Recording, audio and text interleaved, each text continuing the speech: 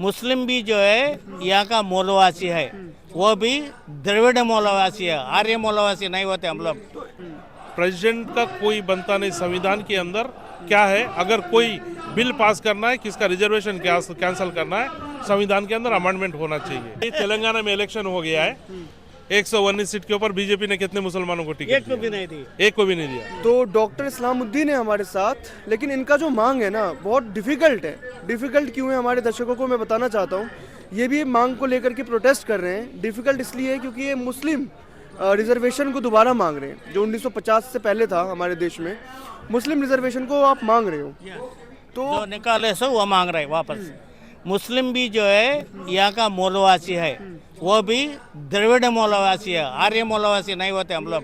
द्रविड़ मूल से बताओ और इन सब में कैटेगराइज तो है ना, मुस्लिम्स भी तो है। नहीं, वो भी मुस्लिम में ओबीसी का मतलब अलग है, हम जो मांग रहे हैं उसका मतलब अलग है।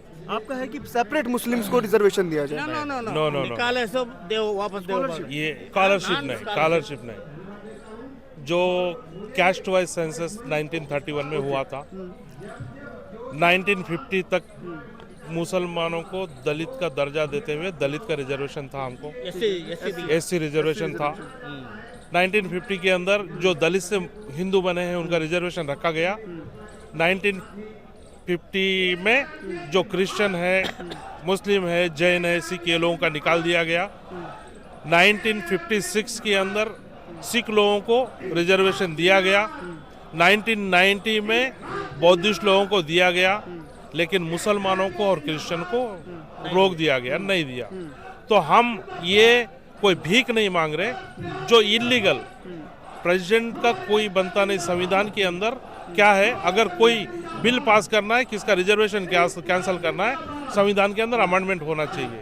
ये संविधान के अंदर कुछ नहीं होते हुए प्रेसिडेंशियल आर्डर आया है और इसको निकाल दिया गया है।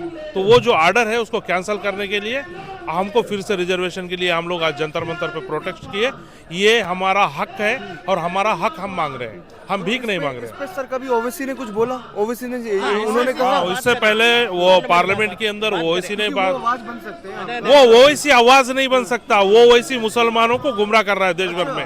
वो ओवैसी और मोदी एक ही है, दोनों की अंदर की चड्डी एक ही है। मोदी जी की और ओवैसी की दोनों की एक ही चड्डी है। ओवैसी जी का, हम ओवैसी जी को तो थोड़ा थोड़ा करके भूल रहे हैं। तकरीबन हैदराबाद में भी 50% भूल गए, 50% कुछ भूले हैं, बचे हैं। हाँ, उनका भी वर्चस्व है, अलग है उनका। 50% जो बचे हैं वो भी भूल जाएंगे। अगर वो इसी सही होते इसके बारे में अगर लड़ते, तो देश के अंदर कोई पार्टी को मुसलमानों को भीख नहीं मांगना पड़ता।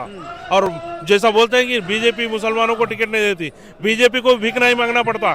कश्मीर से कन्याकुमारी तक हमारे मुसलमानों को रिजर्व सीट होते, कोई भी पार्टी हो उसको टिकट देना ही पड़ता। चाहे आरएसएस भी उनके कैंडिडेट को खड़ा करे तो हमको मुसलमानों को वहाँ टिकट देना ही पड़ता। तो हम इसके लिए फाइट कर रहे हैं। बीजेपी की बात अगर आप कर रहे हो तो बीजेपी तो कहती है कि हम सबको सीट देते हैं, सबका साथ सबका विकास। उनका तो ये नारा है सबका साथ सबका साथ, मुस्लिम का विकास नहीं है, मुस्लिम का साथ नहीं है। नहीं, अभी तेलंगाना में इलेक्शन हो गया है, 119 सीट के ऊपर बीजेपी ने कितने मुसलमानों को टिकट एक को भी नहीं दी। एक को भी नहीं दिया, एक मुसलमान को भी टिकट नहीं दिया। कहाँ है सबका साथ सबका विकास?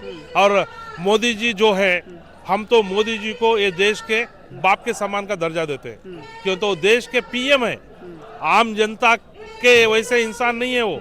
अमित शाह जी जो है वो बड़े भाई है, ये देश के हिंदू, मुस्लिम, सिख, ईसाई सबके बड़े भाई है, और मोदी जी को बाप का दर्जा देते हैं। लेकिन ये आंध्रा के, तेलंगाना के अंदर, कर्नाटक के अंदर आते हैं और स्टेज के ऊपर खड़ा होकर बोलते हैं कि हम मुसलमानों का रिजर्वेशन निकालेंगे। ये किस तरह से पीएम हुआ और ये किस तरह से होम मिनिस्टर हुआ? सर सवाल ये है कि साथ कौन कौन है आपके इस चीज में जो आप कर रहे हैं रिजर्वेशन के लिए? साथ कौन कौन है? सलमान कुर्सी साहब जो है हमारे को साथ दिए, अली अनवर अंसारी बिहार का एमपी साथ दिए, पासवान साहब जो ग्राउंड पे वो चीज दिखा नहीं। पार्लियामेंट में बहुत बार ये बात उठ चुकी है, तभी सुप्रीम कोर्ट में केस चल रहा है, सुप्रीम कोर्ट में केस फाइनल में है, और सुप्रीम कोर्ट बाज़ाब्ता मोदी गवर्नमेंट को बोल चुका है कि इनको रिजर्वेशन दे दो।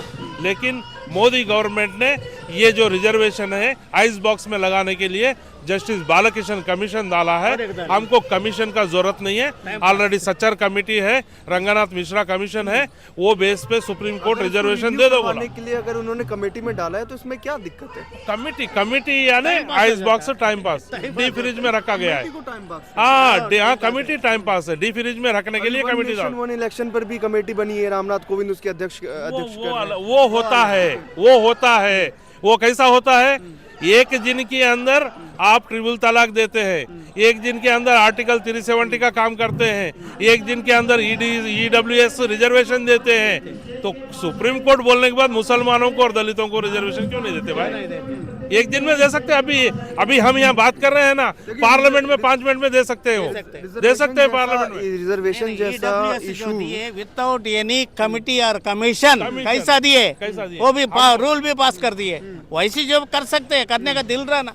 हमको यहाँ पर सुप्रीम कोर्ट बोल रहा है दे दो। ये कई MP 0 आवर्स में बात की है पार्लियामेंट के अंदर, कितने लोग बात किए, सब हो गया। फिर ये 2 कमीशन रहने के बाद और एक कमीशन की जरूरत नहीं हमको। ये पार्लियामेंट के अंदर कमीशन से इतना वो क्या है? कमीशन अगर कमीशन बना रही है सरकार तो हो सकता है कि ये पॉजिटिव आपके लिए अच्छा हो, पॉजिटिव हो। कहाँ से भैया? अभी 2024 का इलेक्शन आ रहा है, का टाइम पास है ना वो कमीशन डालना तो टाइम पास हो गया। हमको तो अभी ये सेशन में अगर नहीं देंगे तो हम मोदी गवर्नमेंट को चेतावनी दे रहे हैं कि इस बार देश के मुसलमानों को इकट्ठा करेंगे, देश के क्रिश्चियनों को इकट्ठा करेंगे। कन्याकुमारी से कश्मीर तक, कन्याकुमारी से लेकर कश्मीर तक फरवरी में हम लोग रथ यात्रा कर रहे हैं। और अगर ये सेशन में अगर नहीं देंगे तो मोदी जी को जैसा कांग्रेस को हराए थे वैसा मोदी जी को हराएंगे। एक बात बताइए, भारत जोड़ो यात्रा भी अभी स्टार्ट होने वाला है, अभी आया है खबर में, तो क्या सपोर्ट करेंगे भारत जोड़ो यात्रा को आप लोग? वो अलग मुद्दा है, हमारा अलग मुद्दा है। हमको तो रिजर्वेशन चाहिए। मुद्दा कहीं ना कहीं उधर ही जा रहा है, कहीं ना कहीं सरकार के विरोध में आप कर रहे हैं। ये नहीं विरोध में हम बोल रहे हैं ना। आज क्या डेट है? आज 19 है। हाउ टाइम बचा हुआ है? जब आप 5 मिनट के अंदर EWS दे सकते हैं, 370 हटा सकते हैं, ट्रिपल तलाक कर सकते हैं, अभी आप पार्लियामेंट में बैठ के हमको अमेंडमेंट नहीं करना है।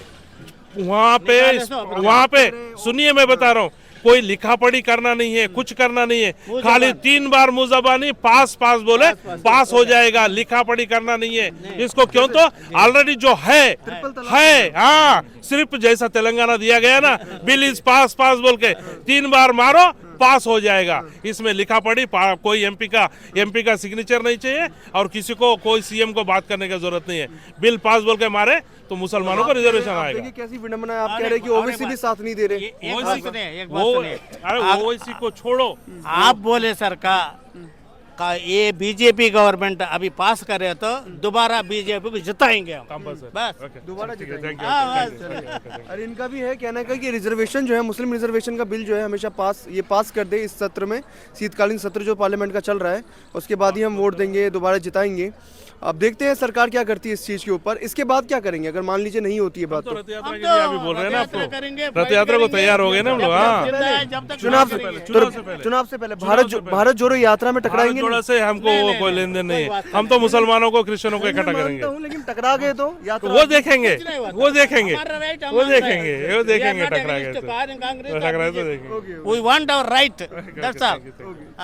चलिए, इनका भी कहना है कि रथ यात्रा करेंगे कन्याकुमारी से कश्मीर तक। रथ यात्रा में कितने लोग जुड़ेंगे, क्या होगा, हो सकता है कि इनका मांग सरकार जो है अभी कर लें। चलिए, तमाम खबरों के लिए आप देखते रहिए हमारे चैनल।